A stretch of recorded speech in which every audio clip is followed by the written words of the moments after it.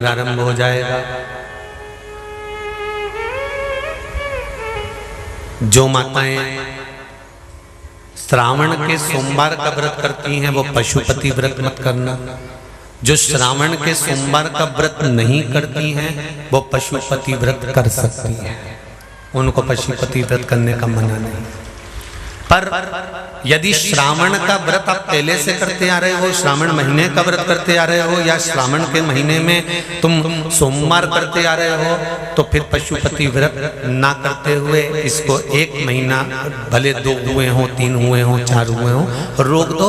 फिर अगला जब श्रावण पूर्ण हो जाए फिर जो सोमवार आए फिर चालू कर दो।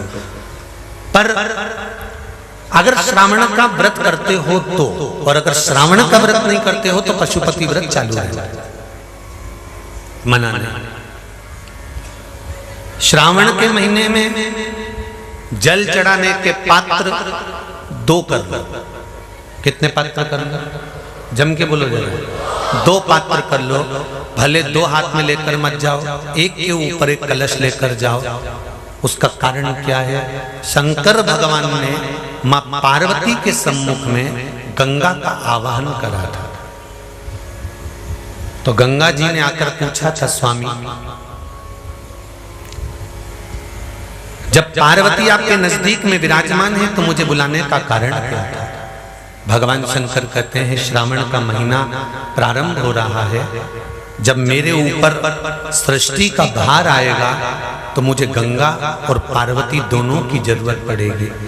जब घर में विवाह आता है, शादी आती है, कोई फंक्शन आता है, कोई मेहमान आते हैं, तो थोड़ी ड्यूटी बढ़ जाती है। रोज 8 बजे उठते हो, पर शादी रहती है तो कितनी बजे उठना पड़ता है? सुबह 6 बजे 7। यहाँ पर भी आप रोज अपने घर पर उठते होगे 8 बजे तक, 7 बजे तक, पर यहाँ तो तुम जब सो रहे होगे तो सवेरे कब हो जाती है और रात कब हो जाती है तुम्हें नहीं मालूम पड़ता होगा कि कब रात हो गई कब सुबह हो गई।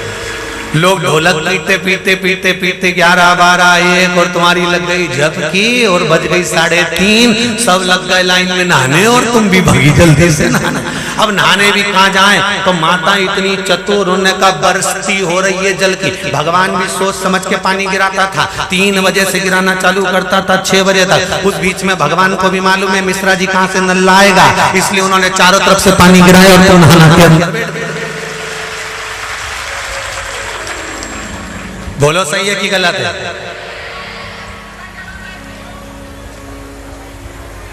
सब बाहर निकली धीरे से,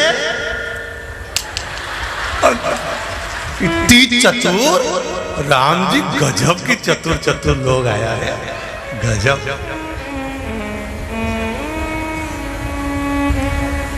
पर एक बात कहूंगा, दिल लेकर आए हो, मेरा महादेव भी तुमको दिल से लुटाएगा, ये पक्का है। दिल लेकर आयो। कल हम जब आप लोगों से मिलने, हमारा नियम है, जो हम जहाँ भी कथा भी करते हैं, चाहे रायसेन करी हो, चाहे सागर करी हो, चाहे जहाँ कथा करते हैं वहाँ रात में जो लोग रुकते हैं उनसे प्रयास रहता है कि थोड़ा मिले। एक नियम बना रखा, भले वो 1,00,000 लोग हों, 25,000 हो, 50, और जितने टेंट लगते हैं सब में मिलने का मन करता है। आपसे कल भी मिलने आए थे और कई लोगों की आंख में आंसू भी थे, कई लोगों के हृदय भी नम थे कि हम अब कल चले जाएंगे। पर दुख मत करना,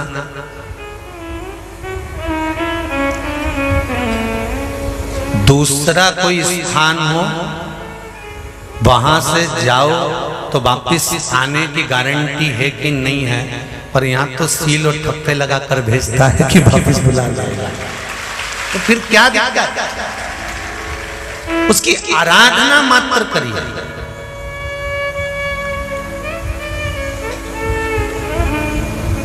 खूब धनपति भी बैठे हैं, खूब, आप लोगों में कोई कमी नहीं है। किसी की यहाँ जमीन है तो किसी की गाड़ी है, तो किसी का बंगला है, किसी की सत्ता है, किसी का आनंद है, बहुत बैठे हैं। पर आप लोगों ने 7 दिन जो कथा, एक ये पटिया लगा हुआ है, तख्ता लगा हुआ है, और उस पर आराम से सोकर 7 दिन कथा का रसस्वादन जो करा है वो जिंदगी भर नहीं भूल पाओगे।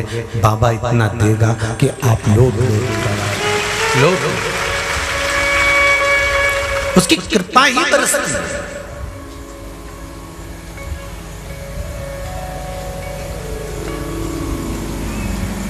उसकी कृपा बिना कुछ नहीं।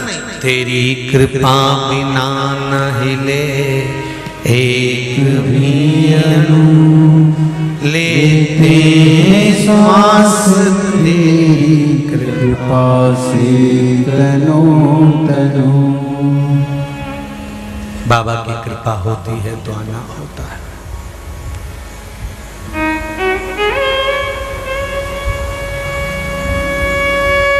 कोई नेपाल से, कोई झारखंड से, कोई उत्तराखंड से, कोई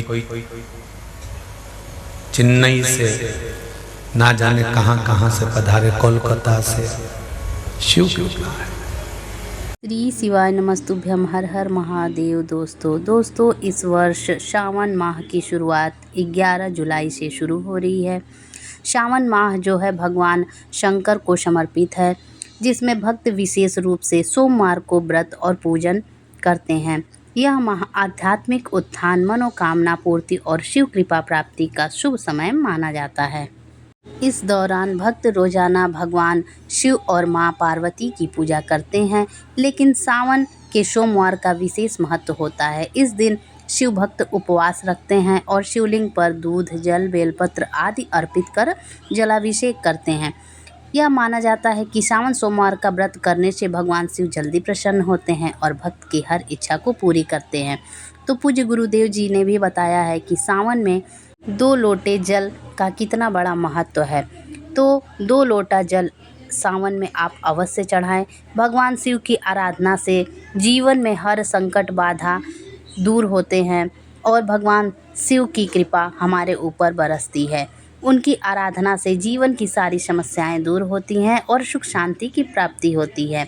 जब भक्तों को इंतज़ार है सावन के शुभारंभ की तारीख का, वे बहुत ही जल्द आने वाला है। 11 जुलाई से शुरू हो जाएगा और आप पूरे भक्ति भाव से भोलेनाथ की आराधना में जुट जाइए। तो आपको सावन की हार्दिक शुभकामनाएं। इस बार के सावन भगवान भोलेनाथ आपकी हर मनोकामना को पूर्ण करे, हमारी यही इच्छा है। अगर आपको ये वीडियो अच्छी लगी हो तो प्लीज़ हमारे वीडियो को लाइक कीजिए, मेरे चैनल को सब्सक्राइब कीजिए जल्दी। धन्यवाद। श्री शिवाय नमस्तुभ्यम। हर हर महादेव।